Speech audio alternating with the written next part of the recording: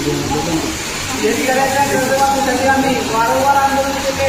सरकारने जाहीरनाम्यामध्ये सांगितलं होतं की आमचं सरकार आलं की आम्ही 100% शेतकऱ्याचा सातबारा पूर्ण करू.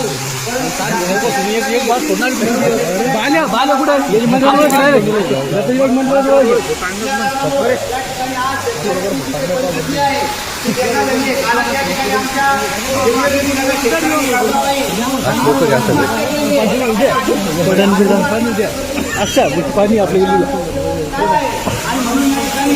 आम्ही अधिवेशनामध्ये सरकारला निवेदन दिलं होतं, फायदा झाला नाही. त्यानंतर आम्ही आपल्या हनुमान आंदोलन केलं, 3 दिवस झाडावर बसून आम्ही उपोषण केलं, त्याचाही कसल्या प्रकारे फायदा झाला नाही.